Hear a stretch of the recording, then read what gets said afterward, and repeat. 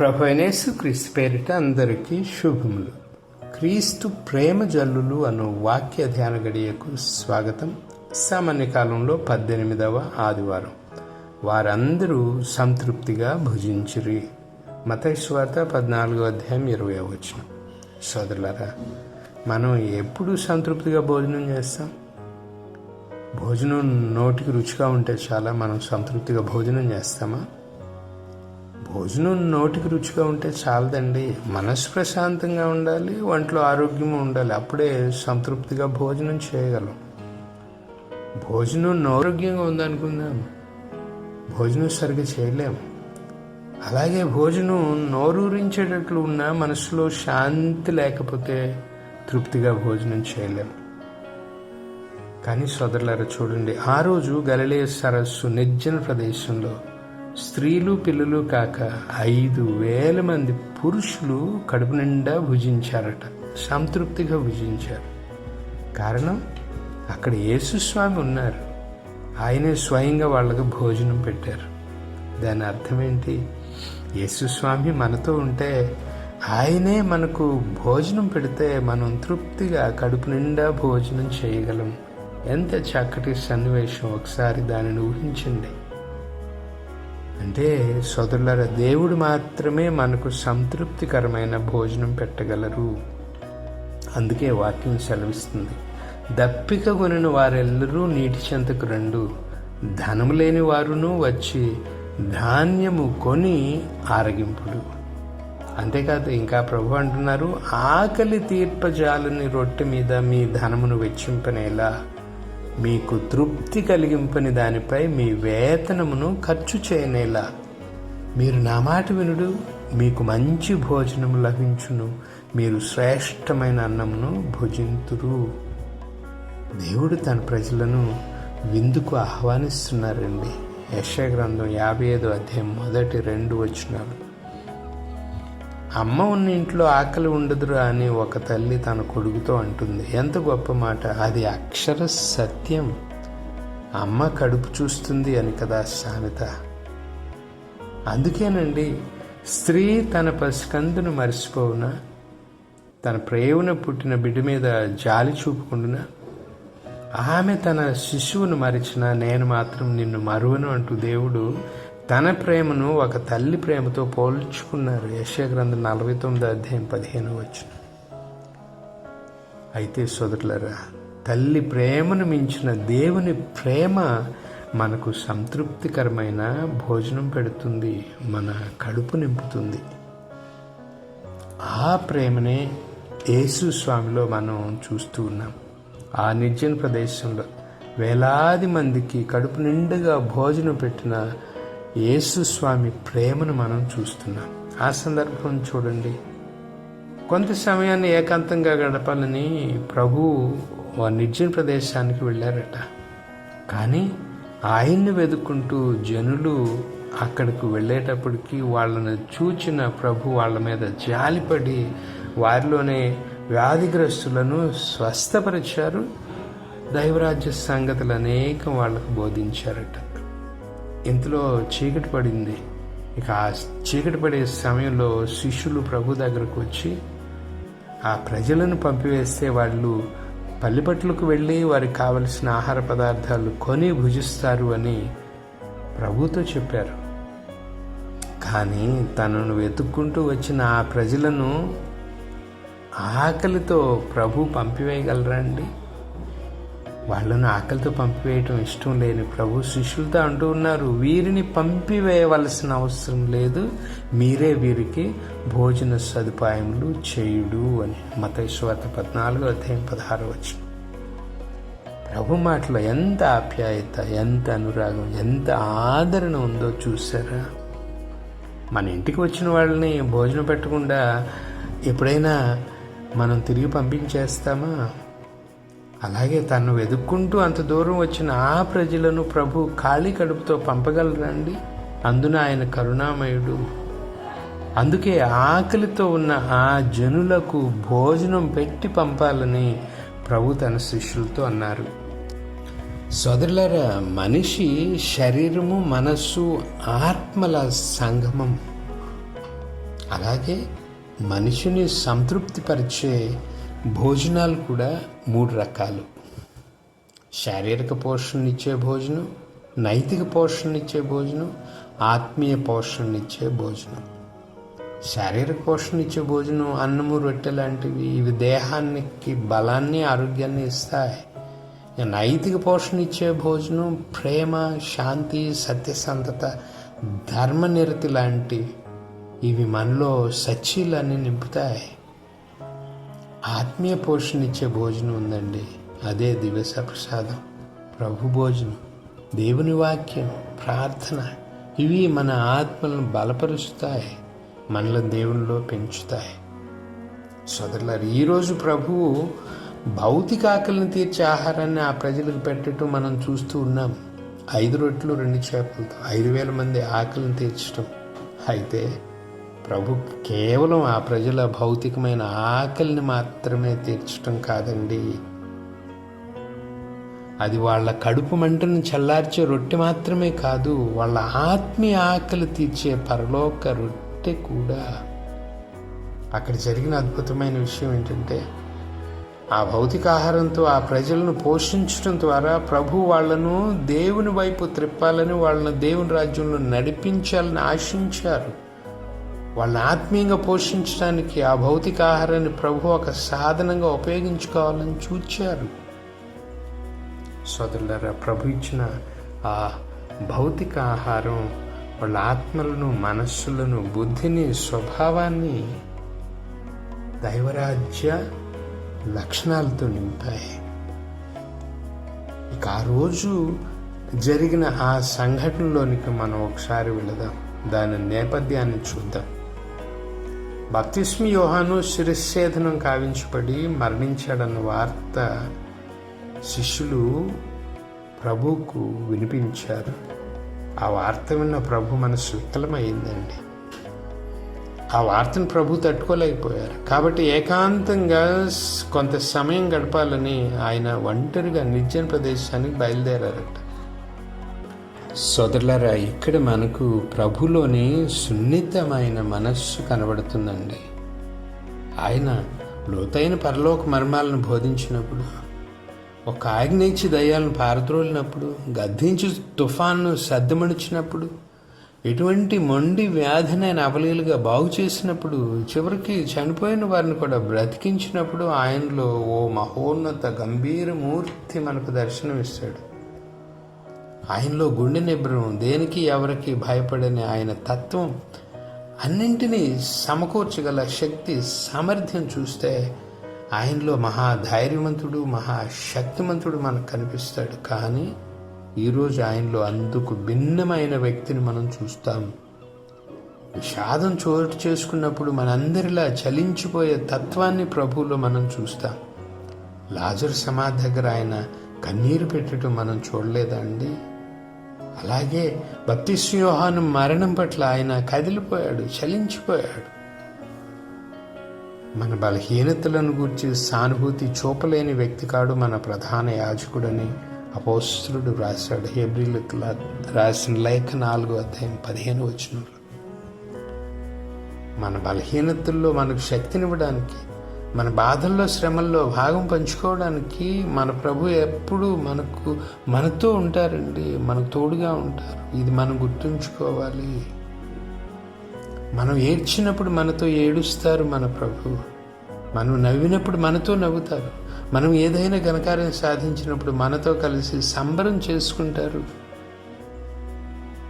అయితే ఆ రోజు ప్రభు ఒంటరిగా ఉండాలని ఆశపడ్డారు. కానీ ప్రజలు ఆయన చుట్టూ మూగడం వల్ల ఆయనకు ఏకాంతం చిక్కనే లేదు. అయినా చూడండి, ప్రభు ఆ ప్రజల మీద విసుక్కోవడానికి బదులు వాళ్ళ పట్ల ఆయన చూపిన సహనం, ఆదరణ అద్భుతమైన. ప్రభు మనకు గొప్ప నీతి నేర్పుతున్నారు. మన సొంత బాధలు మనకు, మన పొరుగు వారికి మధ్య అవరోధాలు కాకూడదని ప్రభు నేర్పుతున్నారు. మనం శ్రమలు పడుతున్నప్పటికీ ఇతరుల మేలు కోసం శ్రమించడం నేర్చుకోవాలి. ప్రభు శిలువ శ్రమలు పడింది మానవాళి రక్షణ కోసమే, మన కోసమే కదా. చూడండి, మనం విశ్రాంతి తీసుకునే సమయంలో ఎవరైనా డిస్టర్బ్ చేస్తే చిరాకు పడతాం, వాళ్ళ మీద కేకలేస్తాం. గుర్తించాలండి, మనం ప్రశాంతతను కోరుకుంటున్నాం నిజమే, కానీ మన చుట్టూ అనేకులు మనశ్శాంతి కరువై అల్లల్లాడిపోతున్నారని ఎప్పుడైనా మనం గ్రహించామా, ఊహించామా, ఆలోచించామా? వారి కోసం ఏమైనా చేయగలమా అని ఆలోచన చేశామా? అలా చేయటం క్రీస్తు మనస్సు అండి. ఆ క్రీస్తు మనస్సు, క్రీస్తు తత్వం మనలో కూడా ఉండాలి. అలా మనశ్రమల్లో ఇతరులకు సాయపడడం చేయడంలో ఉన్న ఆనందాన్ని ఎప్పుడైనా అనుభవించామా? ఒక విషయం తెలుసా అండి, మన మనస్సు బాధగా చిరాగ్గా ఉన్నప్పుడు ఇతరులకు సాయపడే ప్రయత్నం చేసి చూడండి, మన మనస్సు ఎంత తేలిక అవుతుందో. ముందుగా మనం మన బాధను మర్చిపోతాం. తర్వాత మన బాధలో ఉండి అటువంటి బాధలో ఉన్న మరొకరికి సాయపడ్డామంటే మనలో ఉన్న శక్తి, ఆ ధైర్యం మనం గ్రహిస్తాం. అందువలన కొంచెం గర్వంగా కూడా ఫీల్ అవుతామండి. ఆ రోజు ప్రభువులో అటువంటి ఆదరణ మనం చూస్తున్నాం. అంత బాధల్లో ఉన్న ప్రభువు ప్రయాసపడి భారం మోస్తున్న ఆ ప్రజలను చూచి తలడిల్లిపోయారు. యేసు పడవను దిగి జనసమూహమును చూచి కాపరిలేని గొర్రెల వలె ఉన్న వారిపై కనికరము కలిగి వారికి అనేక విషయములు బోధింప ఆరంభించినని ఈ సందర్భంలో మార్కు గారు సువార్తికుడు రాస్తాడు. 6:34. సోదరులారా, మనసులో కనికరం ఉంటే చాలదండి, అది బయటకు ప్రదర్శితం కావాలి. కొందరు ప్రేమ, దయ, జాలి, కరుణ అనే ప్రసంగాలు దంచుతారు, కానీ అదే నిజ జీవితంలో దాన్ని ఆచరించాల్సి వచ్చేటప్పటికి చతికిలు పడతారు. ప్రభువుని చూడండి, ఆయన ఆ కనికరాన్ని కేవలం ఆలోచనలకే పరిమితం చేయలేదు, కార్యాల్లో చూపించారు. ఆ కనికరాన్ని కేవలం మాటలకు పరిమితం చేసి బోధించి ఆ ప్రజలను పంపివేయలేదు. వాళ్ళ హృదయాలను దేవుని వాక్యంతో నింపిన ప్రభు వాళ్ళ కడుపులను కూడా నింపారు. మన సోదర ప్రేమ కేవలం మాటలకు పరిమితం కాకూడదని దీని నుండి మనం నేర్చుకోవాలండి. కూడుగుడ్డుల కొరకు ఏ సోదరుడైనా సోదరి అయినా అలమటించుచున్నచో వారి జీవిత అవసరములను తీర్చక దేవుడు మిమ్ము దీవించుగాక, చల్లగా జీవించు, హాయిగా భుజింపుడని మీలో ఎవడైనా పలికినేటలా ప్రయోజనమేమి అని అపోస్తలుడైన యాకోబు ప్రశ్నించారండి. ఆయన రాసిన లేఖ 2:16. సోదరులారా, మన ప్రేమ క్రియల్లో కనిపించాలి. గుర్తుంచుకోండి, క్రైస్తవ శిష్యులకు మాటలకు పరిమితం కాదు. తమ భోజనాన్ని ఇతరులతో పంచుకోవడాన్ని యూదులు ఒక పవిత్ర కార్యంగా భావించేవాళ్ళు. అలా చేయడాన్ని ఎంతో గౌరవంగా ఫీల్ అయ్యేవాళ్ళు. మన పితామహుడు అబ్రహాము సింధూర వృక్షవనంలో 3 బాటసారులకు ఆతిథ్యం ఇవ్వడం చూస్తే ఆ భోజనాన్ని పెట్టే కార్యమును ఆయన ఎంత సంబరంగా చేశాడో మనం గమనిస్తాం. ఆయనకు ముందుగా ఆ 3 ఎవరో తెలీదు. అయినప్పటికీ ఆ ఆతిథ్యం దేవుడికే ఇస్తున్నట్లు భావించి అంత గౌరవ ప్రపత్తులను అబ్రహాం ప్రదర్శించాడండి. స్వయంగా వడ్డించి వాళ్ళు భుజిస్తున్నంత సేపు గుడారం ద్వారం దగ్గరే అబ్రహాం నిలబడి ఉన్నాడు. ఆదికాండం 18 మొదటి 8 వచనాలు మనం చదువుతాం. అటువంటి ఆతిథ్యాన్ని ప్రభు కూడా ఇవ్వడం మనం చూస్తున్నాం. చూడండి, ఆకలితో ఉన్న ఆ ప్రజలు ప్రభు పెట్టిన ఆ రొట్టెలు చేపల ఆహారాన్ని తృప్తిగా తింటూ ఉంటే ప్రభు దానిని చూచి ఎంత సంబరపడి ఉంటారో కదా. అయితే సోదరులారా, ప్రభు ఆ జనులకు ఆహారం పెట్టే కార్యంలో ఆయన తన శిష్యులను కూడా భాగస్వామ్యం చేశారండి. ఇది మరొక అద్భుతం. ఆ శిష్యులకు నేర్పుతున్న గొప్ప పాఠం. బాధల్లో ఉన్న వాళ్ళని ఆదుకోవడంలో ఎంత ఆనందం ఉంటుందో ప్రభు శిష్యులకు నేర్పుతున్నారు. తాను వారి మధ్య నుండి వెళ్ళిన తర్వాత వాళ్ళు కొనసాగించాల్సిన సేవా కార్యానికి శిష్యుల్ని ప్రభు సిద్ధం చేస్తున్నారు. మనలను కూడా సిద్ధం చేస్తున్నారని గ్రహించాలి. ఆ రోజు శిష్యులైతే ఆ సేవా కార్య భారం నుండి తప్పించుకోవాలని చూచారండి. గమనించండి, వాళ్ళు ఏమంటున్నారు? వేళ అతిక్రమించినది, ఇక ప్రజలను పంపివేయడు. పళ్ళిపొట్లకు వెళ్ళి వారికి కావలసిన భోజన పదార్థం చూచుకొందురు అన్నారు. శిష్యులు అక్కడికి ఏదో గొప్ప పని చేసినట్లు ఫీల్ అయి ఉంటారండి. ఆ ప్రజలు ఆకలిగా ఉన్నారని గుర్తించాం, వాళ్ళని పంపిస్తే భోజన వసతులు చూచుకుంటారని కూడా సలహా ఇచ్చాం, అది గొప్ప పనే కదా అని వాళ్ళు అనుకుని ఉంటారు. అయితే ప్రభు వాళ్ళకు కొంచెం షాక్ ఇవ్వబోతున్నారు. ఊరికే ఉచిత సలహాలు ఇవ్వడం కాదు, మీకు చేతనైనంత వరకు మీరే వీళ్ళకు భోజనం పెట్టాలి అని ప్రభు వాళ్లకు బోధ చేస్తున్నారండి, హితవు పలుకుతున్నారు. సోదరులారా, మనం కూడా కొన్నిసార్లు ఇలాగే చేస్తాం. దూరంగా నిలబడి ఉచిత సలహాలు ఇస్తాం, దగ్గరకు వచ్చి పొరపాటును కూడా మనం ఒక చేయి వేయం. వేల మంది జనం ఉన్నారు, వీళ్ళకి పెట్టడానికి మా దగ్గర ఏమీ లేదు అని శిష్యులు అనవచ్చు. అది వాస్తవమే. కానీ వాళ్ళ దగ్గర ఆవగించేంత విశ్వాసం లేదా అండి? ప్రభువులో విశ్వాసం లేదా? ఆయన ఎన్నెన్ని మహత్తర కార్యాలు చేశారు, వాళ్ళు చూడలేదా? రోగులను బాగు చేశారు, దయాలను వెళ్ళగొట్టారు, తుఫాను ఆపారు, చనిపోయిన వాళ్ళని బ్రతికించాడే ప్రభు. ఆయన ఏ పనైనా చేయగల సమర్థుడు కదా, దేవుని కుమారుడు కదా. అది వాళ్ళకు గుర్తురాలేదా? ప్రభు, వీరికి మీరే భోజనం పెట్టండి, మీరు పెట్టగలరు అని వాళ్ళు అన్నట్లయితే ప్రభు ఆనందానికి అవధులు ఉండేవి కాదండి. వాళ్ళు అలా అనటం అంటే ఆయన మెస్సియా అని, రక్షకుడని, దేవుని కుమారుడని వాళ్ళు గుర్తించినట్లు అయ్యేది. కానీ వాళ్ళు అలా చేయలేదు. మనం కూడా చాలాసార్లు ఆ శిష్యులాగే చేస్తామండి. మన జీవితంలో ప్రభు ఎన్నో గొప్ప కార్యాలు చేశారు, ఎన్నో మేలులు చేశారు. అయినా ఒక కష్టం వచ్చినప్పుడు మన విశ్వాసం మళ్ళీ మొదటికి వస్తుంది. దీనిని కూడా ఆయన తీర్చగలడు, తీరుస్తాడు అని ధైర్యంగా మనం ఉండలేం. గాబరా పడిపోతాం, కన్నీరు కారుస్తాం. ఏం విశ్వాసం అండి? గాలి కొట్టుకుపోయే విశ్వాసం. మా దగ్గర ఏమీ లేదు అనుకునే శిష్యులు ఏం చేయగలరో ప్రభు వాళ్లకు చెప్తున్నారు, వాళ్లకు చూపిస్తున్నారు. ప్రభు వాళ్ళతో ఏమంటున్నారు? మీ దగ్గర ఏమైనా ఉందా? ఉంటే ఇతడు తీసుకురండి అంటున్నారు. అప్పుడు ఆ శిష్యులు 5 రొట్టెలు 2 చేపలు తెచ్చి ప్రభువుకి ఇచ్చారు. సోదరులారా, ఇక్కడ ఒక అంతరార్థాన్ని గ్రహించారా? మనం ప్రభువుతో భాగస్వామ్యం కావాలంటే మనకున్న దానిని, మనలో ఉన్న దానిని ఆయనకు సమర్పించటం మనం నేర్చుకోవాలండి.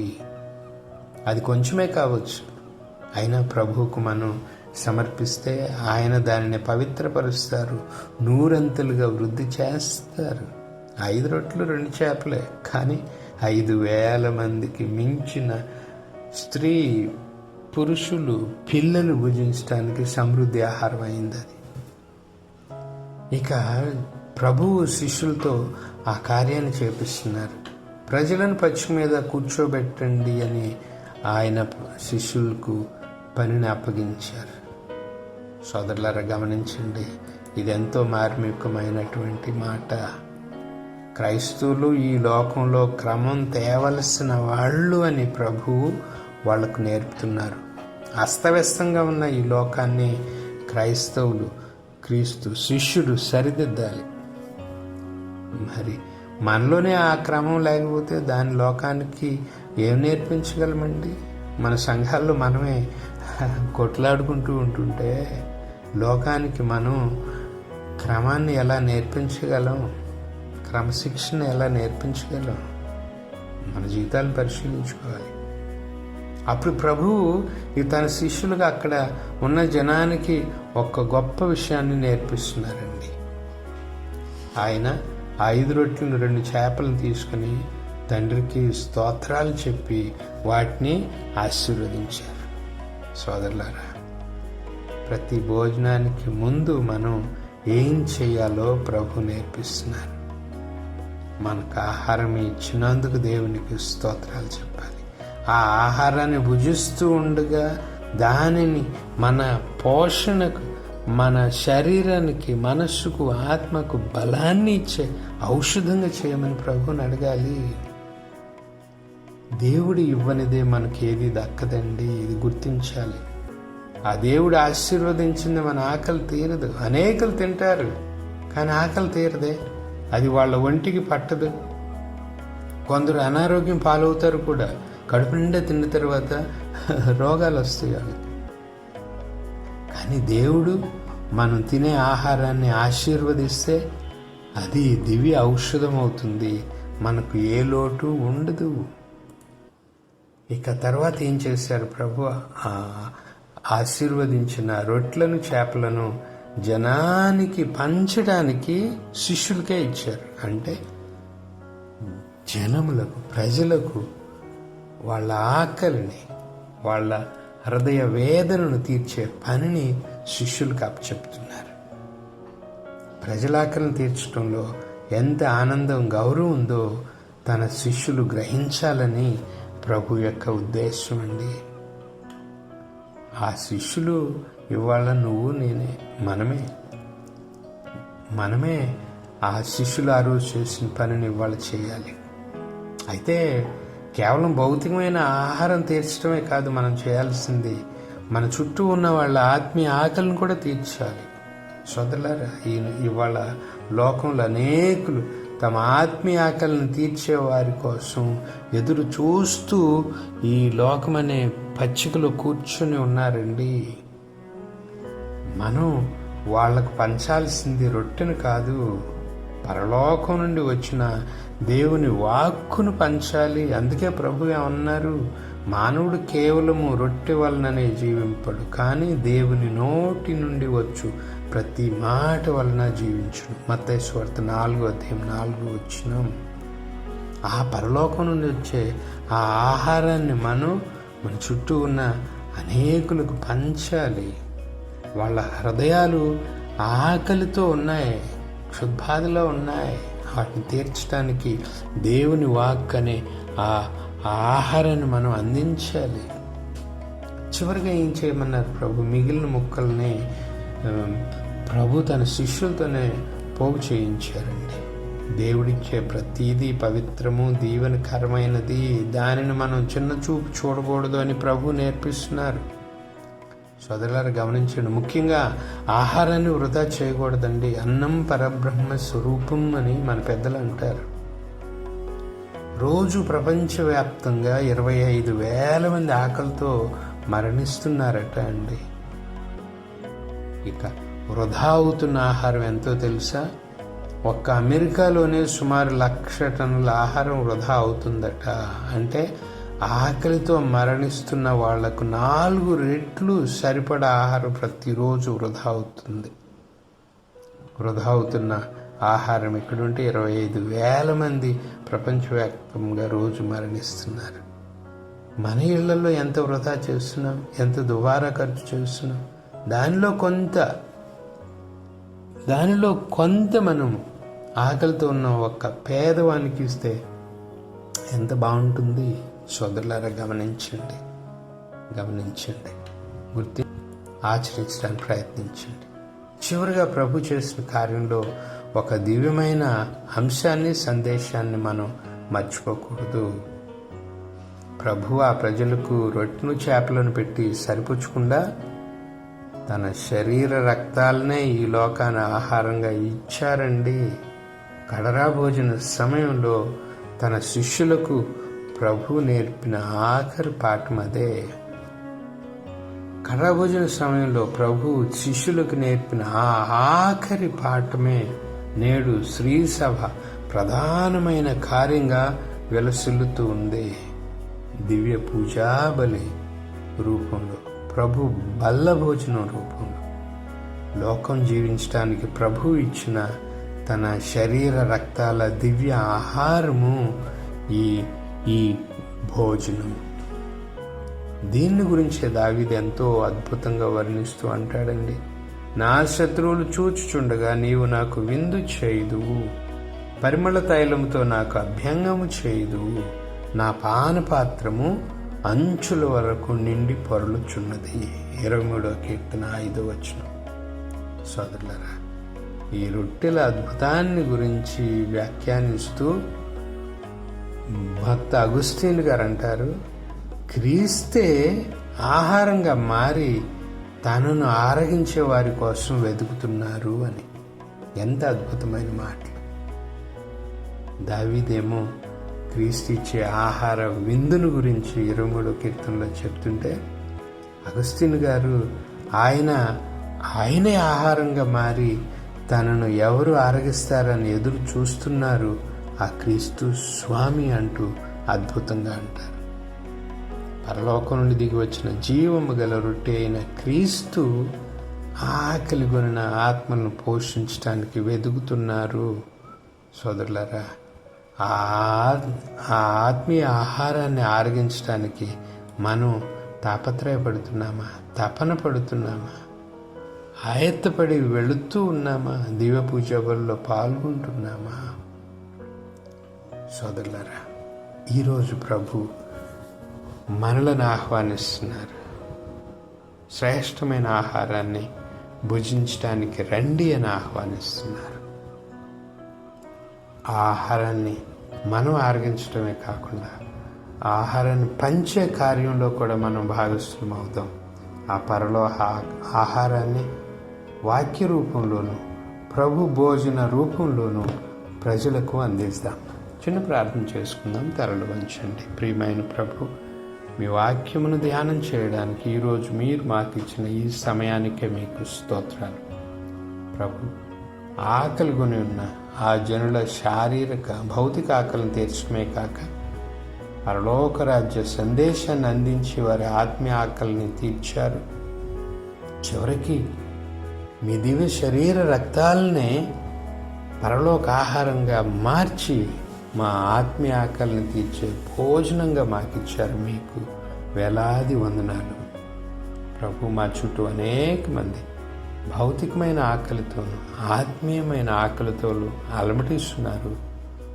వారిని సంతృప్తిపరచడానికి మాకు చేతనైనంతగా శ్రమించి వారికి సాయపడే అని కావలసిన ఆత్మీయ అభిషేకాన్ని మాకు అనుగ్రహించండి. ఆమెన్. ప్రభు కృప సదా మనకు తోడయుండునుగాక. ఆమెన్. పితా పుత్ర పవిత్ర ఆత్మ నామమున ఆమెన్.